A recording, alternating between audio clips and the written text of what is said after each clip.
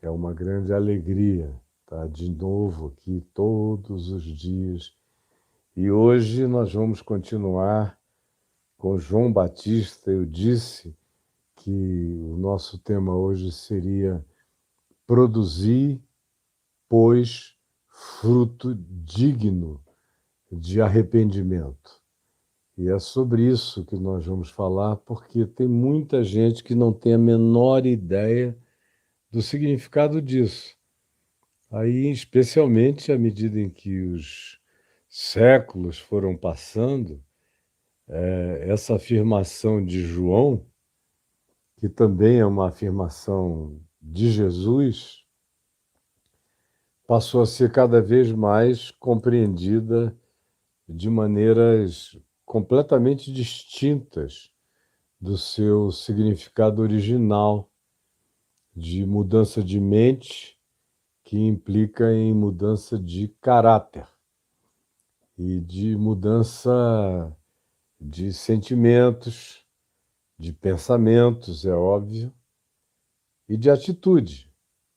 A primeira coisa que tem que acontecer é uma mudança de pensamentos. É isso que metanoia significa, que era o coração da mensagem de João Batista. Era arrependimento. E até o batismo dele era batismo com água para arrependimento. A proposta do batismo de João Batista, e ele é chamado de o Batista porque ele batizava, é João, o Batista.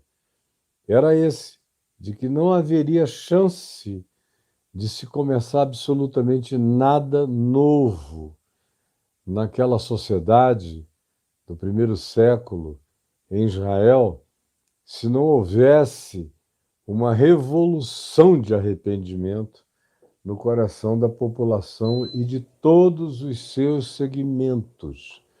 Todos os seus segmentos.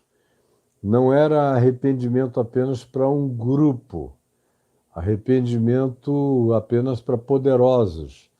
Ele convida a todos, porque não há ninguém vivo no planeta Terra que queira ser humanamente saudável, que não faça revisões permanentes de consciência, sem angústia neurótica, sem desespero, mas a mente tem que estar em estado permanente de rechecagem de si mesma.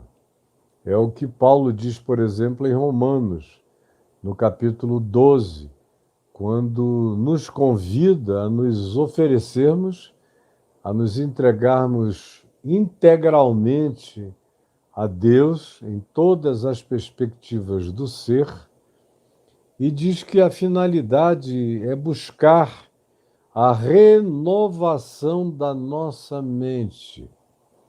É não crer que nós estamos acabados e definitivamente feitos, configurados, modelados na vida. Ao contrário, todos nós somos chamados, somos convocados a vivermos a experiência da renovação do ser, renovação da mente, renovação do entendimento, como Paulo gosta de falar, renovação da maneira de ver, de enxergar, de pensar. Esse é o chamado, para que eu não pare nunca. Eu, pessoalmente, desde que conheci para mim, porque eu já conhecia aqui, intelectualmente o Evangelho, desde que nasci praticamente, ouvindo em casa da minha mãe, da minha avó e todos, nas escolas dominicais para as quais eu era levado criança. Era um menino inteligente, que prestava atenção nas coisas, que concluía, que deduzia. Uma das expressões mais comuns na minha boca, os meus pais diziam, desde que eu tinha uns 3 anos de idade, era convidar as pessoas a pensarem. Então, alguém começava a falar uma coisa que eu sabia que não estava muito certa, eu dizia, raciocine, fulano, porque era o que eu ouvia meu pai falar para mim. Eu perguntava algumas coisas, ele dizia, não, Caio Fábio, você consegue responder a si mesmo. Você é inteligente o suficiente para responder a você mesmo. Apenas raciocine, meu filho. Comece a raciocinar, me mostre qual é o seu raciocínio, como você, olhando para esse problema, poderia chegar a uma conclusão, a um pensamento. E ele fez isso comigo minha vida toda. E foi assim que eu fui aprendendo a pensar por mim mesmo. Mas com 4 anos eu me lembro, e disso eu mesmo me lembro, 4 anos na porta da Igreja Presbiteriana de Manaus, na rua Silva Ramos, naquele tempo, e quando eu ouvia pessoas falando para um lado, para o outro, eu ficava ali pequenininho, olhando para cima, e andava sempre com os processos de direito do meu pai embaixo do braço, que eu pegava processos velhos, vencidos, lá na minha casa. Eu adorava, ele era advogado, eu adorava aquela história do meu pai advogado, orador, escrevia peças importantes em defesa dos clientes. Então, quando ele dizia mais um processo fechado, ganho e acabado, e às vezes ele levava alguns para casa, ou tinha levado para escrever em casa, e eles ficavam lá, depois de concluídos, até que ele os guardasse no escritório. Então eu adorava pegar um deles, e às vezes ele me dava os menos importantes, e eu ia para a igreja com aquele maço de processo embaixo do braço, com 4 anos de idade, ficava ouvindo as conversas, e de vez em quando alguém falava alguma coisa, eu não aguentava ouvir o que a pessoa estava falando. E aí eu acabava dizendo, raciocine, raciocine, fulano. Aí minha mãe ria demais, e minha avó na porta da igreja, os crentes, achavam tudo aquilo muito interessante, aquele pirralho dizendo, raciocine, fulano. E desde sempre, especialmente depois que eu me converti, passou a ser para mim uma questão de disciplina pessoal, mental, espiritual e de saúde psíquica. Todos os dias eu olhar para dentro de mim mesmo e fazer uma revisão dos meus processos mentais, do meu entendimento, da minha percepção das coisas. Eu tenho aprendido muito, muito, muito. Já vinha aprendendo com os meus filhos, desde que eles nasceram, e o mais velho já tem 47 anos, que é o Ciro. Meus filhos são todos muito adultos. A minha caçulinha tem 39, eu já tenho neta para fazer 24 anos.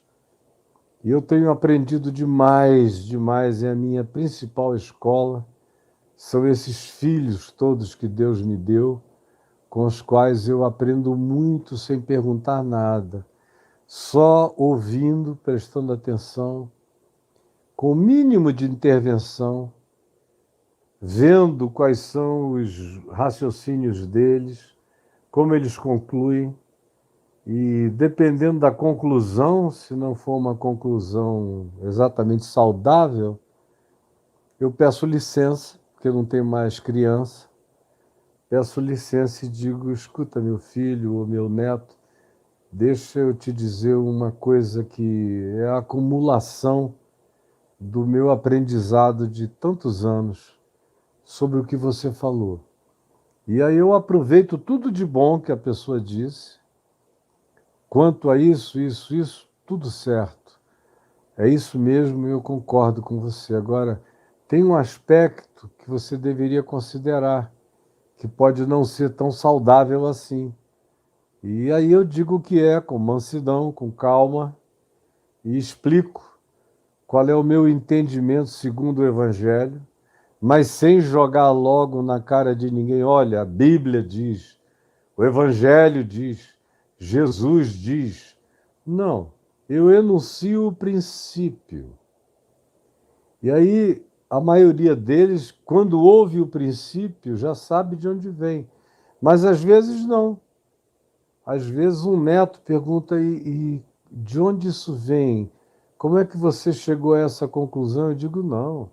Eu fui concluído por esse pensamento, por essa expressão de ensino. Eu não inventei isso. Eu só sou quem eu sou porque eu fui inventado à medida em que eu fui dando razão a esse princípio, que não é meu, é de Jesus, é do Evangelho. Aí eles, é? E vão ficando cada vez mais interessados, e a gente vai conversando e trocando. Mas eu tenho aprendido muito sobre as novas gerações, tenho atualizado a minha mente, a minha compreensão, a minha percepção, a minha identificação com os dramas contemporâneos desta geração, que é a geração de muitos de vocês, ou de filhos ou de netos de vocês, enfim, é o que está acontecendo no mundo. E eu, geração após geração, não me canso de fazer a minha própria atualização, tendo os princípios de Jesus como balizamento para tudo, porque, como vocês estão cansados de saber, Jesus é a minha chave hermenêutica interpretativa e de conclusão de todas as coisas. Conclusão. Então, João Batista tinha essa convicção de que aquilo tudo que o profeta Isaías disse, que ele tinha sido aquele que viesse como precursor do Messias, teria que trazer como mensagem, ele carrega essa mensagem e anuncia ele próprio a convicção de que ele era o cumprimento de mensagens de Isaías no capítulo 40. Eu sou, ele diz, eu sou a voz do que clama no deserto. Preparai o caminho do Senhor, endireitai as suas veredas. Todo vale será aterrado, e nivelados todos os montes e outeiros. Os caminhos tortuosos serão retificados, e os escabrosos aplanados, e toda a carne verá a salvação de Deus. É a versão do que ele diz aqui em Mateus 3, e você encontra também em Lucas 3, de maneira um pouco mais expandida. Portanto, quando João Batista fala de arrependimento, e cita o profeta Isaías no capítulo 40, que parece um texto para Andrade Gutierrez, para uma grande empresa de construção, de estradas, de capacidade de nivelamento e de transformação topográfica extraordinária, é algo tão volumoso. Derrubar montes, aterrar vales, acabar com caminhos escabrosos, pedregosos, capazes de ferir, de destruir, de fraturar ossos, aplanar as veredas, torná-las passáveis. Todas essas coisas não são para fora. Nunca foram para fora. Não é obra de uma grande construtora. Afinal de contas, primeiro, isso nem existia. Em segundo lugar, na antiguidade, algumas poucas potências políticas da Terra tinham esse poder de fazer essas transformações topográficas, como os egípcios tinham tido em algumas ocasiões, como a gente vê o que os hititas fizeram em várias ocasiões. É só você ir à Capadócia, por exemplo, que você vê. Ou você vê os povos mais antigos nas grandes construções que fizeram. Agora, a remoção de montes, a antiguidade praticamente não conheceu. Era mais fácil fazer um monte com entulhos do que remover uma montanha. E faziam voltas enormes por causa de algumas coisas que só muito depois os humanos conseguiram resolver com túneis atravessando de um lado para o outro.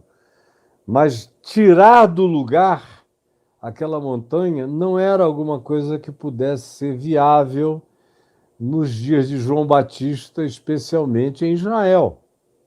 Então é óbvio que ele está falando de outras coisas. E Isaías, 1000 anos antes, ou 800 anos antes de João Batista, não estava falando também de terraplanagem e de grandes obras topográficas. Obviamente, o ambiente dessa reconstrução era o interior, era a mente, eram sentimentos, eram emoções, eram atitudes, eram decisões, era a formatação do caráter, era a produção de toda essa transformação que vinha das diversas e variadas dimensões humanas.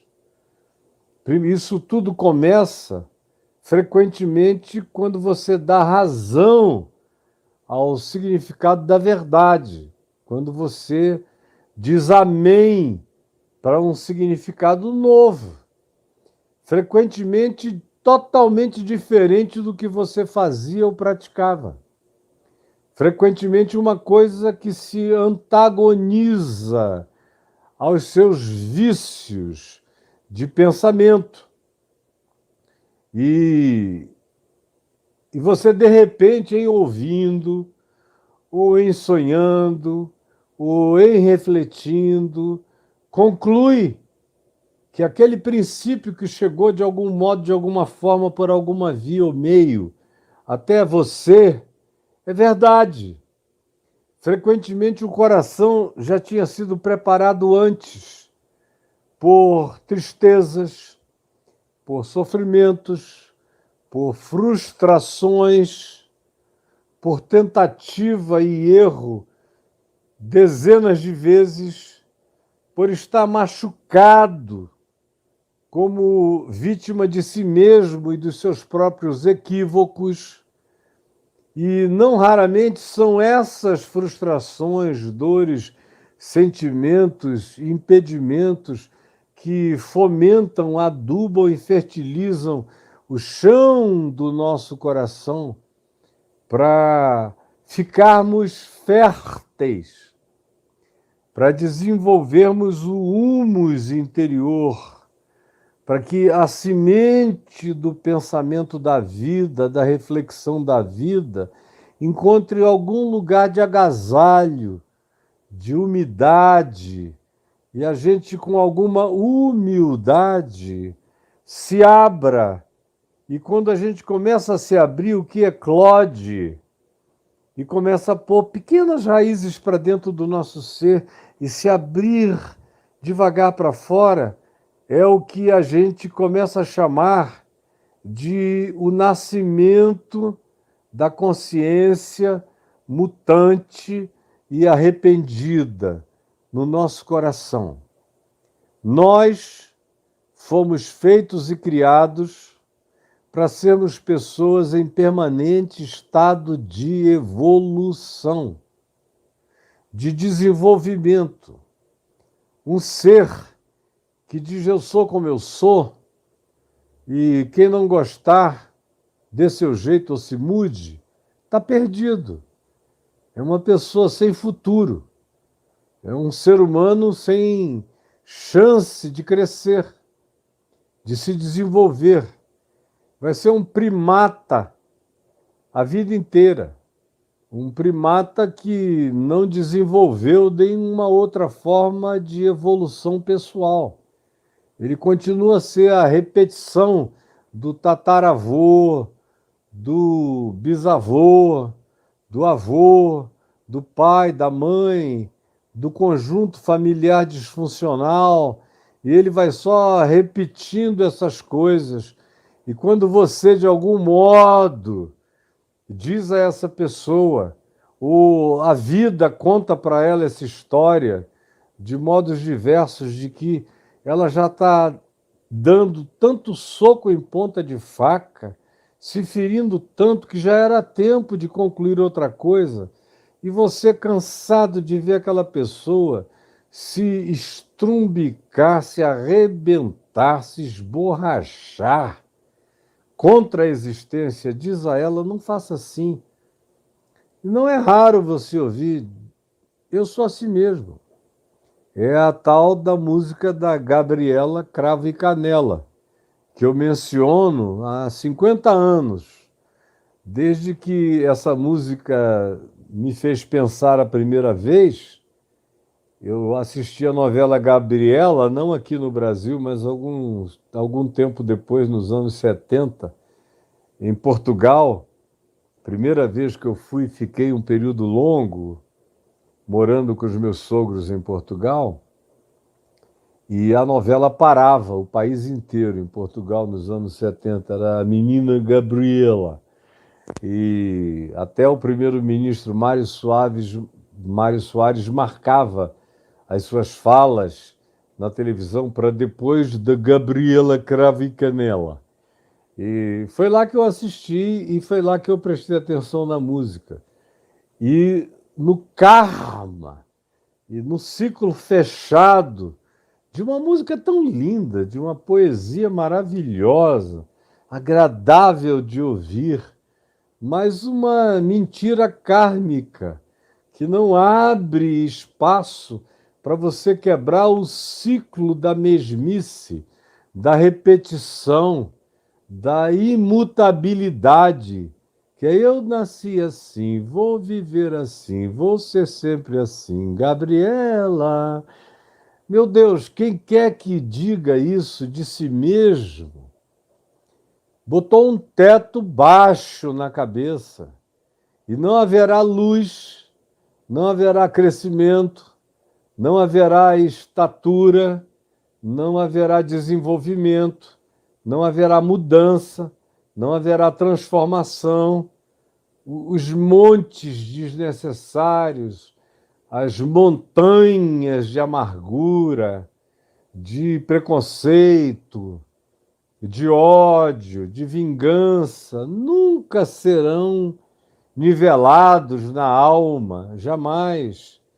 Os abismos cavados por gerações do nosso ser e mantidos por nós enquanto poetizamos dizendo eu nasci assim, vou viver assim, vou morrer assim, sempre idiota.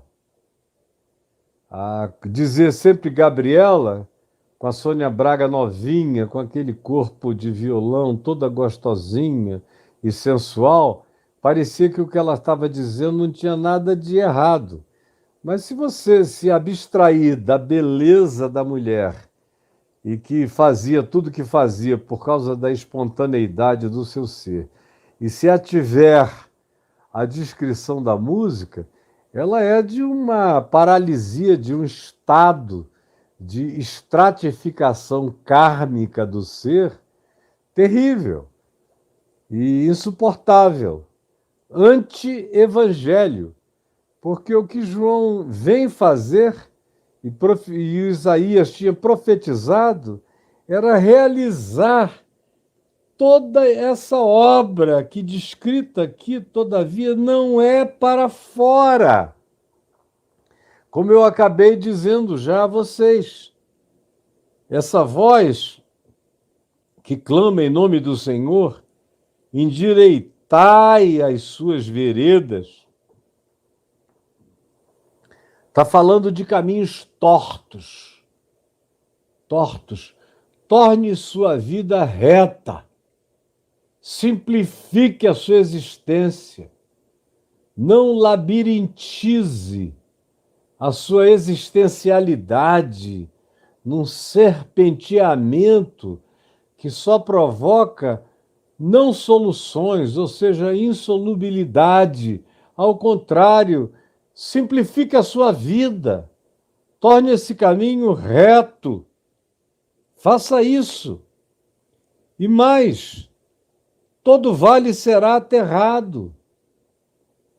Essas coisas, esses abismos desnecessários, essas pirambeiras existenciais que a gente carrega no coração, o profeta Isaías disse que precisariam ser aterradas, e João Batista disse: eu vim para fazer isso, para que todo vale seja aterrado, aplainado, sejam nivelados todos os montes e todos os outeiros, todas as escarpas perigosas, sejam colocadas no nível de passabilidade, onde você pode passar, atravessar, onde qualquer um, do menino ao idoso.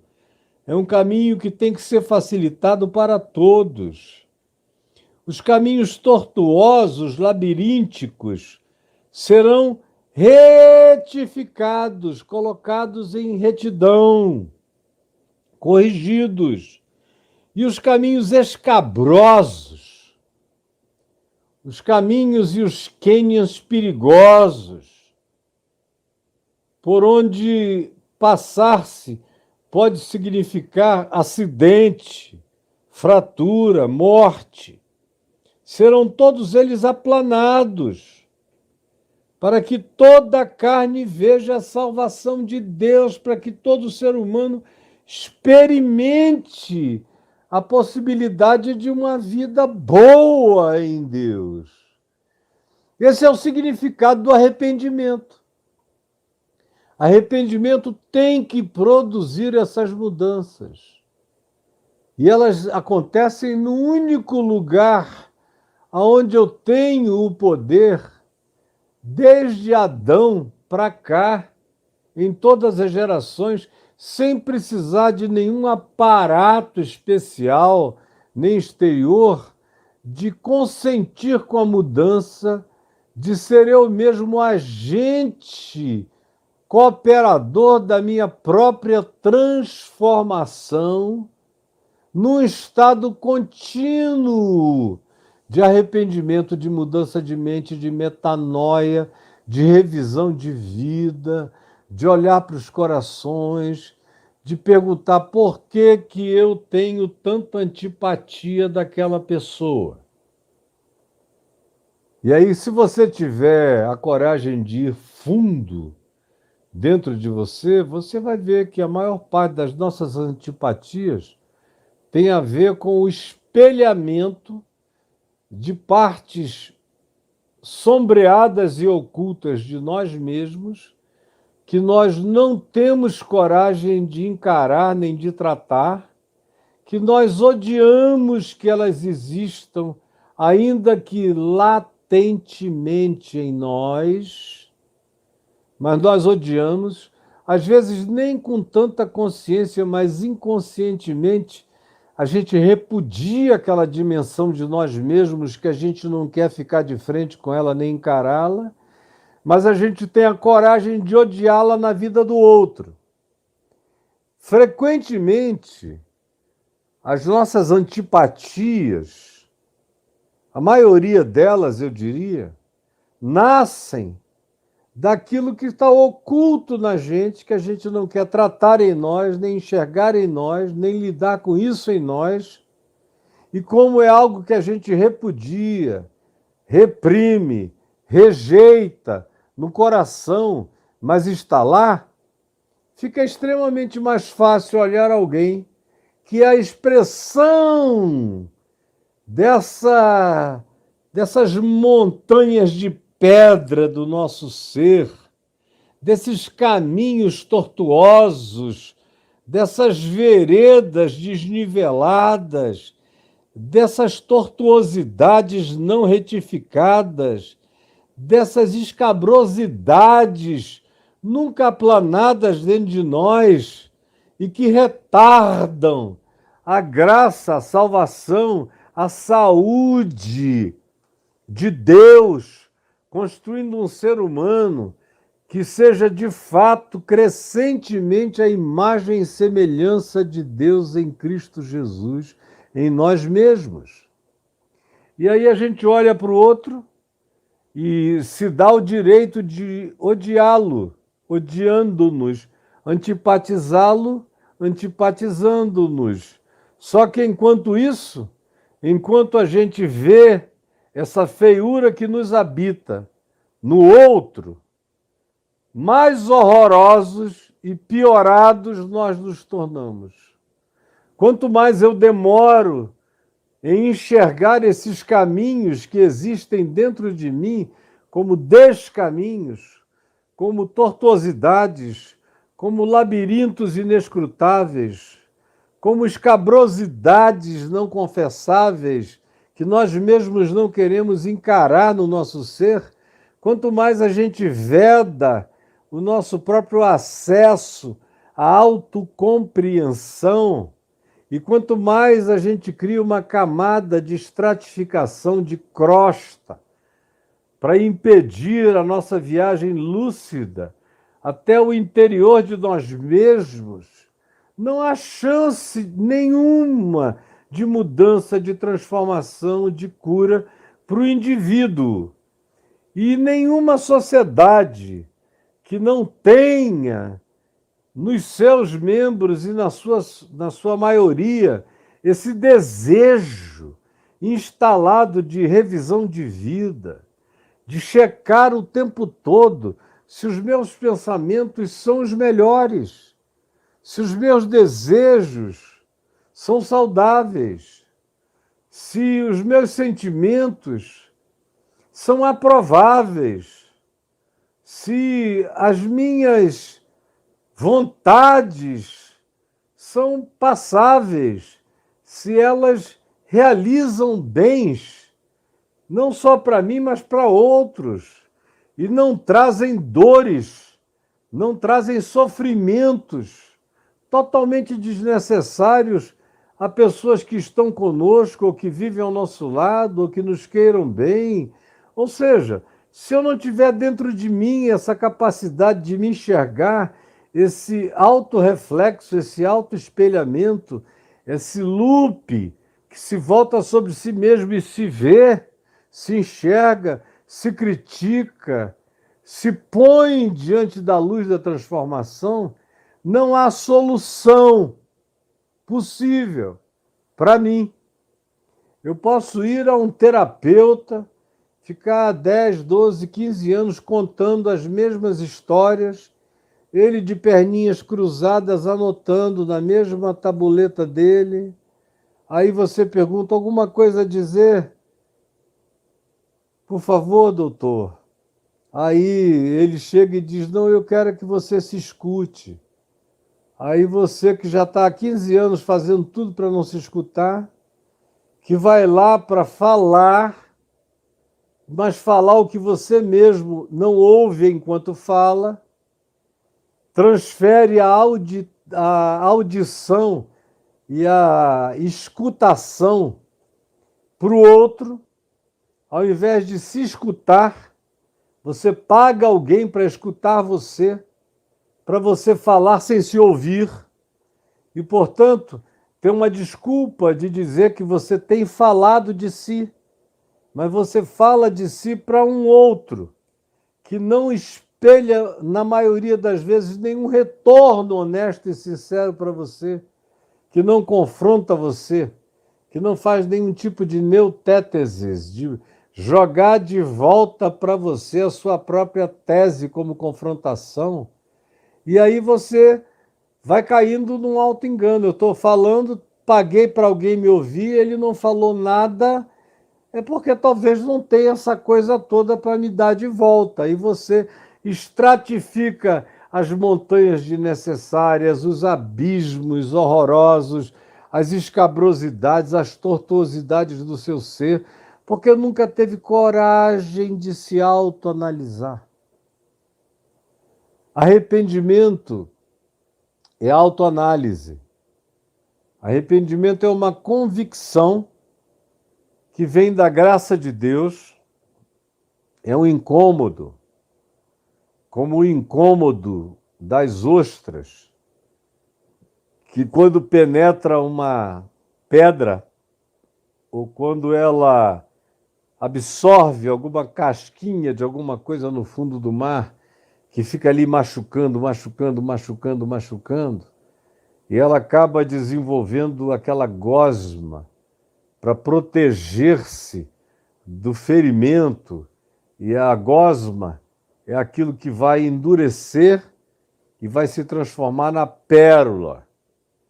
Pois bem, usando isso como uma metáfora, tem muita gente que não transforma dores em pérolas.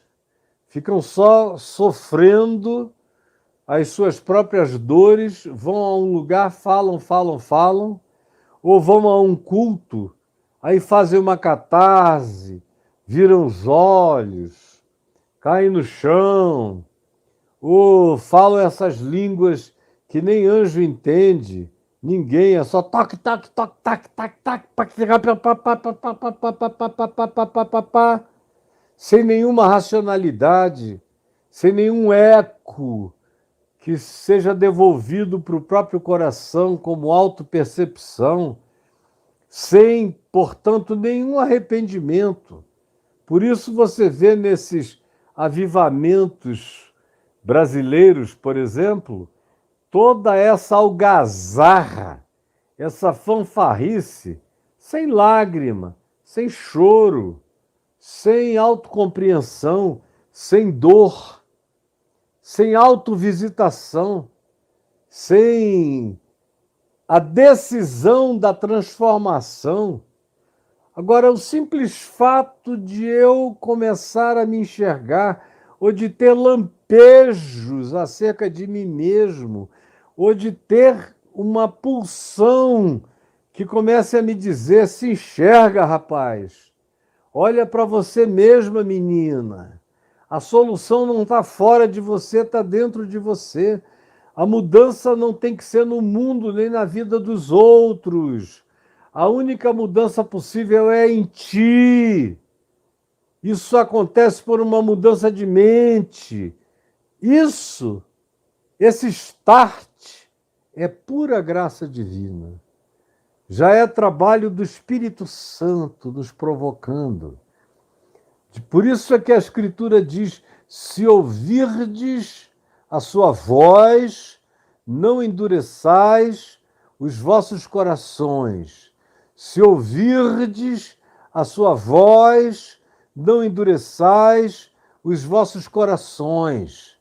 Porque não tem nada pior do que a gente ouvir a voz de Deus, como vocês estão ouvindo aqui, aí fica ali um falando bobagem para o outro. Tem gente aqui jogando o meu tempo fora, ficam trocando carícias uns com outros. Ah, que bom, cheguei tarde, você lá.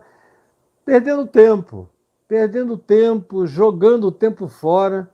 É um pessoal que vem aqui talvez encontrar outro pessoal, ou que, quem sabe, queira pegar 30 segundos de uma fala minha, não estão dispostos a refletirem, a raciocinarem o processo todo. É um nervosismo de ficar falando, é uma agitação mental. A própria participação de muitos de vocês aqui, repetindo as mesmas bobagens que eu leio todo dia, e uns para os outros, e tirando o sossego mental de quem está querendo ouvir, com provocações de uns aos outros, já é um sintoma dessa doença.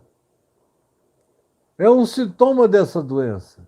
Quando eu fico vendo esse horror de comentários Desculpem, amigos, a maioria deles idiotados, totalmente infantilizados. Eu digo, meu Deus, tomara que no meio de todos os que já passaram por aqui, agora nesse instante tem 381 presentes aqui. Mas daqui a pouco, se eu abrisse as minhas referências aqui, eu ia ver que já passaram por aqui hoje umas 2.400 pessoas. E algumas delas só passaram para ver se teve, e são pessoas com boas intenções, vão assistir daqui a pouco, ou vão assistir nos intervalos que possuam durante o dia ou a noite. Mas muita gente vem para não ouvir, vem para ter uma desculpa para si mesmo, dizendo, não, eu ouço o Caio todo dia. Mas a pergunta é, se você me ouve todo dia, existe alguma equivalência entre a mensagem do evangelho puro, verdadeiro, simples, às vezes cáustico, direto, cortante, que eu prego aqui, falando para a natureza humana, para a minha, para a sua e de todos nós, produz algum fruto de mudança? Produz algum fruto de arrependimento? Produz? Muda alguma coisa? Transforma alguma coisa em você? Ou você continua o mesmo idiota, a mesma boba, o mesmo tolo, que me usa como um pretexto cotidiano para dizer, não, hoje eu já ouvi o Caio. Quem dera vocês me ouvissem. Quem dera nesses 50 anos que eu venho pregando o Evangelho, os milhões e milhões e milhões de gerações de evangélicos que me ouviram e me ouvem tivessem crido na palavra. Nós seríamos um outro país, seríamos uma outra igreja, seríamos outra gente. Mas é porque vocês têm ouvido moco, como Jesus disse, e eu repito, tendo olhos, não veem, tendo ouvidos, não ouvem, tendo possibilidade potencial de coração, fazem-no, todavia, ficar endurecido pelo cinismo, por exemplo, de me ouvir, de me ouvir, de me ouvir, de me usar como um pretexto, sair e dizer, não, eu ouço o Caio todo dia. É o melhor que existe para fazer você entender o Evangelho e tratar de qualquer tema sem fugir da raia. Mas e daí? Se o seu coração é um monte de montanhas escarpadas, inatingíveis, ou de abismos escabrosos, não existe nada reto na sua vida. É tudo labiríntico. É o labirinto do centauro, do minotauro. Teu coração é uma creta de labirintos, de lugares para esconderijos de monstros. E você vem e bota essa capinha e diz, eu ouvi o Caio. É por isso que João Batista já chega enfiando, como ele mesmo diz, o machado na raiz das árvores. É uma expressão sobre a qual nós vamos tratar aqui mais adiante. Quando ele diz, o machado está posto na raiz de toda árvore. Se a árvore for boa, ela vai continuar plantada no chão, absorvendo os nutrientes da vida. Se a árvore for má, ela vai ser cortada. Como Jesus repetiu a mesma exata ideia em João, no capítulo 15, quando ele fala da videira verdadeira. A videira verdadeira de onde procedem os ramos verdadeiros, a videira é Cristo, e os ramos verdadeiros são os que estão ligados nele. Mas a gente só sabe se esses ramos são verdadeiros se eles derem fruto. E todo ramo que não der fruto será cortado e lançado fora. Como eu faço na videira aqui da minha casa.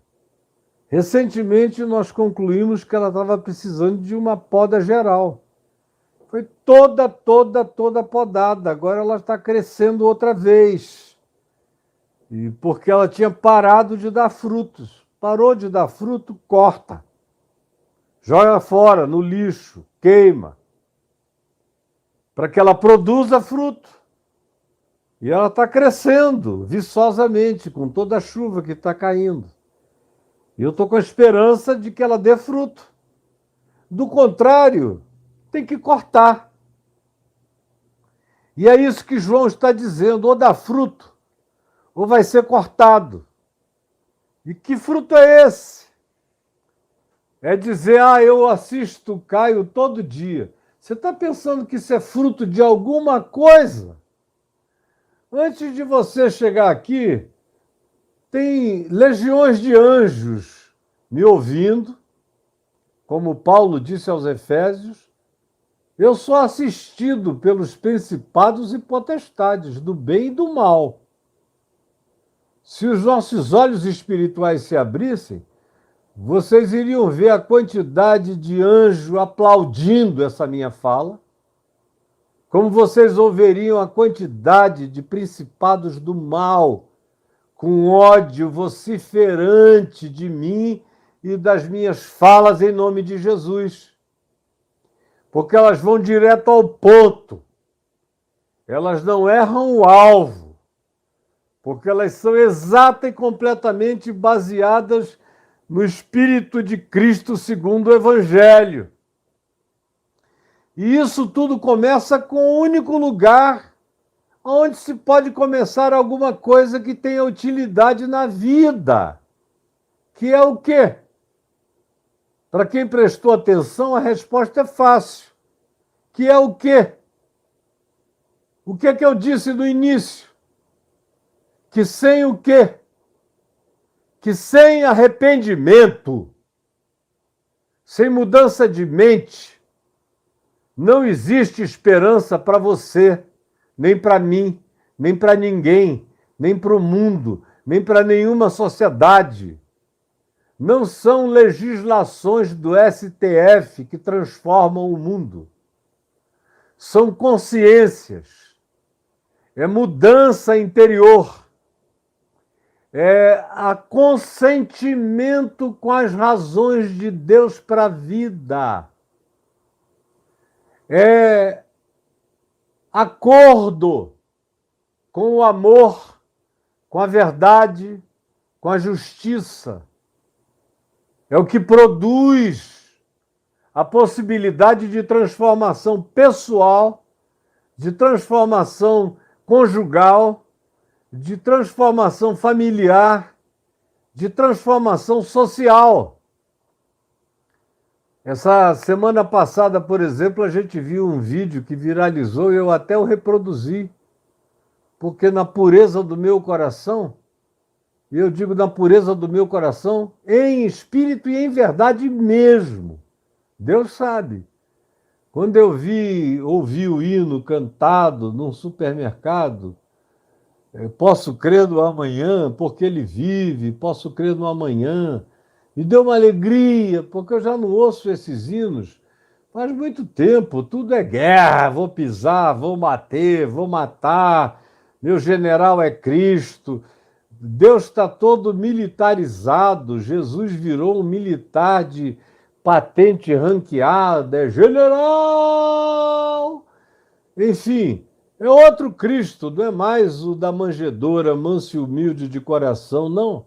É um Jesus Pilatos, é um Jesus Júlio César, é um Jesus Domiciano, é um Jesus Gengis Khan, é um Jesus anticristo que está sendo anunciado. Aí quando eu vi, aparentemente, espontaneamente, foi a narrativa que veio no vídeo, alguém começou a cantar e aquela multidão toda se uniu. Eu falei, meu Deus, que coisa bonita. E repostei para hoje ficar sabendo que é um projeto de flash mob do apóstolo César Augusto, que eu conheço desde que ele tinha 20 anos de idade, ele e o Rodovalho, quando ainda andavam juntos e trabalhavam juntos lá em Goiânia, antes de fundarem esses impérios midiáticos e distantes de Deus, e que só pensam em dinheiro, em poder, em conquista, e em associação com os poderes constituídos, não importa quais sejam. Eu já vi o César Augusto partir dos militares para a democracia. Na democracia, eu ouvia dizer, eu sou Íris Rezende até a morte. Aí, quando ele via que o Íris não iria ganhar a eleição, mais de uma, duas, três, 10 vezes ele me ligou, dizendo, olha, tem um cara aqui do PT que vai ganhar essa eleição, o nome dele é fulano, e você conhece? E eu dizia, conheço.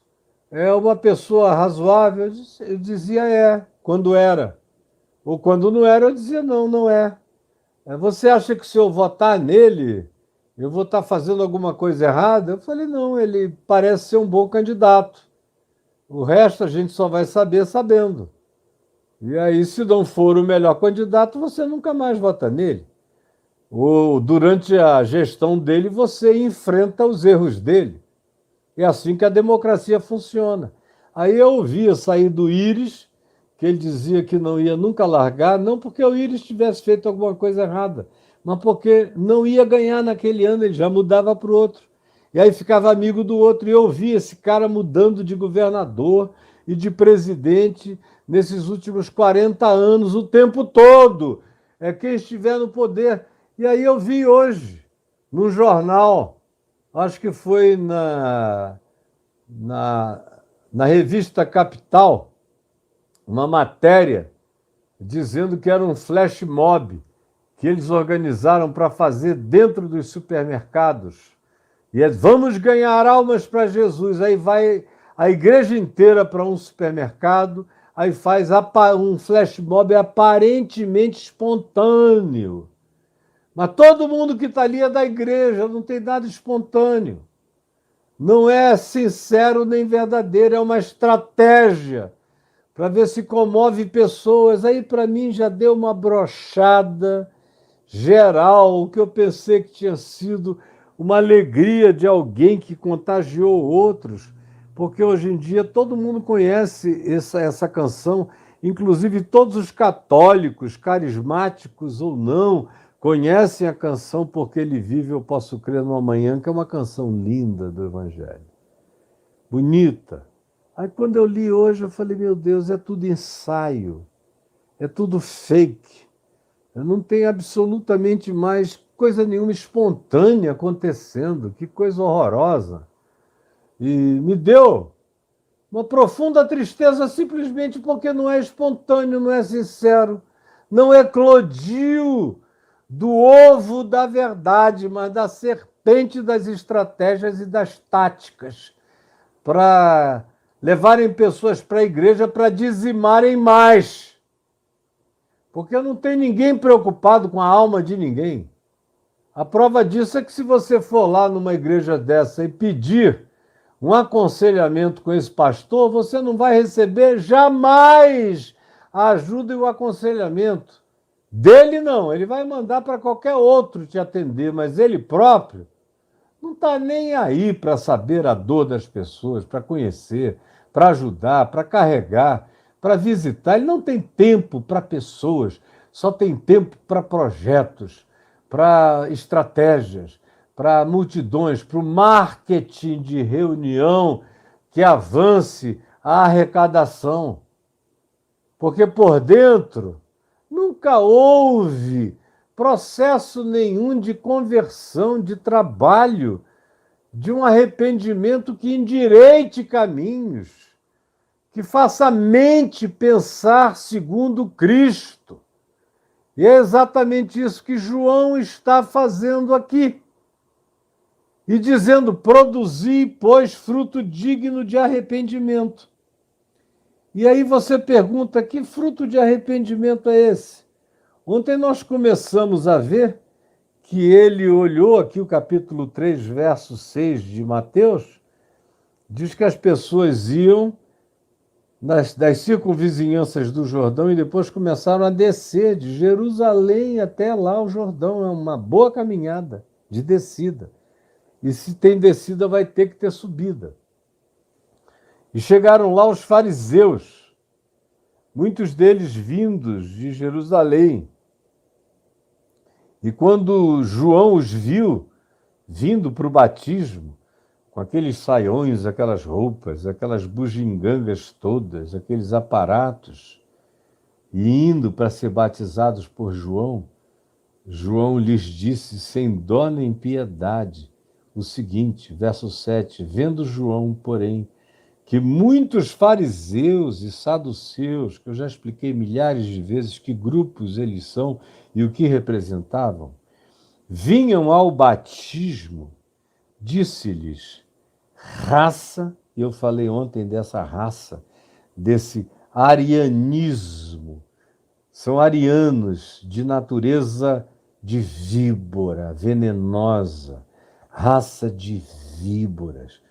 E eu expliquei sobre essas víboras pequenas, que são as mais venenosas, e a palavra víbora aqui, no texto original, designa essa pequena serpente venenosa, sutil, sorrateira, raça de víboras. Quem vos induziu a fugir da ira vindoura?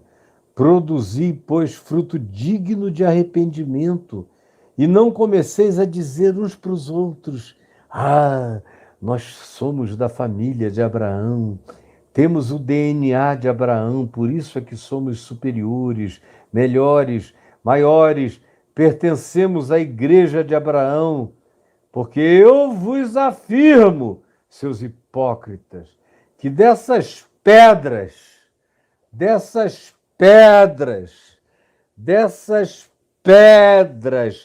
Deus pode suscitar filhos a Abraão, até de pedras. Quanto mais num processo de reprodução genética.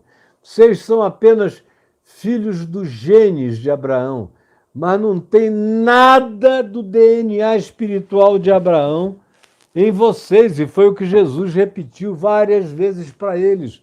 E em Mateus 6 e 8, ele repete muito. No capítulo 8, então, é uma paulada direta nesse culto à genética e ao DNA de Abraão, que Jesus faz, e conclui o chamando não de filho de Abraão, mas de filhos do diabo. Leiam João 8. De modo que João Batista, antes da pregação de Jesus, já mantinha a mesma consciência de que os piores indivíduos da sociedade em Israel, nos dias dele, João, e de Jesus, eram os religiosos. E aonde quer que a religião ganhe predominância na história humana inteira, aonde houve dominação e conjuminação entre poder político e poder religioso, onde a besta que emerge do mar, que é o poder político, se casa com a besta que emerge da terra, que é o poder religioso, o que sai daí é uma sociedade anticristo, perversa. E a troca de poderes retroalimenta a maldade. A religião vai ficando cada vez pior com os benefícios do Estado ou do governo, e o governo fica cada vez mais perverso com a bênção e a validação